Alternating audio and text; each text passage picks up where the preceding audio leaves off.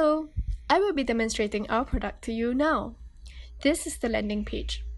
If a user doesn't have a CodeCombat account, clicking on the sign up button would redirect him to the CodeCombat website where he could sign up for an account. Now, I will sign in using the unique admin ID. For the list of IDs for admin, instructors, and students, please refer to our final documentation's appendix so that you can log in with the respective IDs. When the admin logs in, he will be greeted by a customized login message with his name at the top left-hand side. At the top right-hand side, the admin can click on notifications. Each notification will show who it is posted by, the date and time it was posted, the title of the post, as well as the post itself. These notifications can be synced with posts from the National Coding Competition Facebook page. In the event that users do not check Facebook or are not subscribed to the National Coding Challenge Facebook page, users will be able to stay updated through the 007 Analytics dashboard. Let's start with the first feature, which is the first thing that admins will see on his or her dashboard. The first table you see contains current statistics that will give the admin a brief overview of the current outreach situation, namely total number of participating schools, number of schools per cohort, as well as number of days left to the National Coding Competition. As you scroll further down, we reach Feature 2, Cohort Student Count. This gives the admin a more zoomed-in version of the number of students in each school. Admin is able to toggle by the cohort and hover over the bars to see the exact numbers. Next, Feature 3, Cohort Submission Count. We understand that a key concern of admin is whether instructors and students are using the Achievements app. By displaying the weekly submission rates by students in a line chart form, we can see how frequently our users are using the Achievements app. Similarly, Feature 4 shows instructor posting count, which will let the admin know the instructor's utility rate for Achievements app. Feature 5, Inactive Schools. This table shows the list of schools which are much less active than other schools on the Achievements app. In other words, they are at or below 25th percentile of submissions. We are able to sort by alphabetical order when you click School or Cohort category and change the number of entries to be viewed. Moving on to Feature 6, Weekly sign-in and sign-up rates of each school. The graph is empty by default. We can click the drop-down menu to select the school of our choice. Let's say we choose Pioneer JC. This allows admin to oversee how much activity is going on and the user acquisition of schools. You can scroll further down to see the statistics for the junior and primary cohort. Lastly, under the Supports tab on the left panel, admin can click on School's Contact Information table. This table shows the information of each school and the corresponding instructor name, cohort, instructor contact number, and instructor email.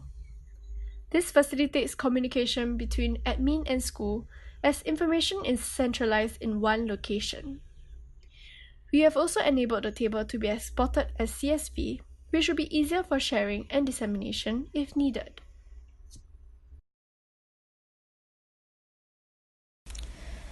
Now, let's sign in using the instructor's unique ID. So in this case, we are signing in using Pioneer JC's unique ID. And once we log in, on the top left-hand side, the instructor will be greeted by a customized login message with their school name. On the top right-hand side, similar to the admin dashboard, the instructor is able to see notifications. Let's start with Feature 1. Feature 1 is the basic statistics table for instructors, which gives instructors the number of participating students and the remaining number of days to the coding competition. Feature 2 is a combined bar and line chart which shows the instructor's school's performance in terms of average level and time spent compared against other schools in the same cohort.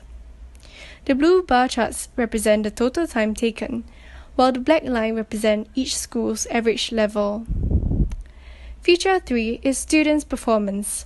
Naturally, the instructor would be keen to know how his or her own students are coping. Who are the most hardworking ones? Who are not as hardworking? Presented in bar chart form, Instructors are able to see the number of levels completed by each student. Feature 4. Difficult levels. Another thing that students would want to know is, what topics or levels are my students having the most difficulty with? By flagging out the top 3 levels which the instructor's students have attained below 25th percentile in the cohort, instructors can clarify and reinforce these concepts that students are weaker in class. This would be especially helpful for weaker students who get demoralized by difficult levels and do not know where to begin to seek help. And when students are able to understand a concept better, their interest in coding is likely to be higher. Feature 5. Weaker students. These analytics is a table where we filtered out those students who are facing the greatest difficulty in code combat. How do we measure that? We define it as students who have more than half of their complete levels below 25th percentile in terms of the time taken for each level. In this table, you can see students' names, levels with poor performance, as well as the topics covered. This can prompt the instructor to arrange for consultation with the student to render them assistance. Feature 6. Incomplete videos. Currently, this is for BT3103 students only, as other courses have not given video assignments to their students. In a table form, instructors can see which are the students who have not completed the videos, and if so, which students. This can help instructors to quickly identify who are not doing the work assigned to them and assign class participation marks accordingly. Feature 7. Pause analytics for videos. From the drag-down menu, we can choose which video we would like to see. Now let's choose AWS Lambda 1. The pauses are represented by line graph in intervals of 10 seconds. Each peak represents the number of students pausing the video at the point in time. Moving on to the last feature, Students' Information, which is at the left panel tab. This is in the form of a table where instructors can monitor their own students' progress, check their app IDs, number of completed levels, and last active date. They are also able to sort the table by student or active date. Next, let's take a look at the students' dashboard. Similarly, let's sign in to the students' dashboard using the unique student UID. It will take a while for this information to be rendered. In this case, we have signed into Shu Tan's dashboard, and this is what he will see when he opens the 007 Analytics dashboard. Feature 1 is the overall progress of the student, which shows key information which a student wants to know, namely, the number of levels completed, the cohort average levels completed, the average percentile of completed levels, as well as the countdown to the competition. This helps student to track his or her own progress. Cohort refers to the cohort the student belongs to. Feature 2 displays the student's next level, as well as the predicted time required to complete the level. Predicted time is based on individual students' previous performance and calculated using our own multi-regression model. Feature 3 shows the number of incompleted video assignments. If there are incompleted video assignments, it will state the number of videos, from which weeks, and the title of the video assignments. Currently, this feature is only applicable for BT3103 students. The next feature is a graph that shows each student's percentile ranking in terms of the time taken per level. Hovering over the points will provide students with the exact percentile of the student. The percentiles will be taken against entire cohort's performance. Feature 5 shows a plotted graph of number of levels completed against the time, with 2 lines to indicate the student's activity rate as compared to the average cohort activity rate.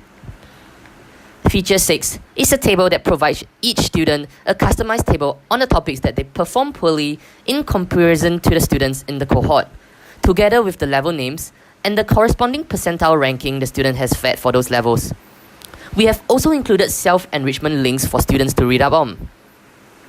The next feature is a box plot that provides the important percentiles of time taken to complete for the first 20 levels.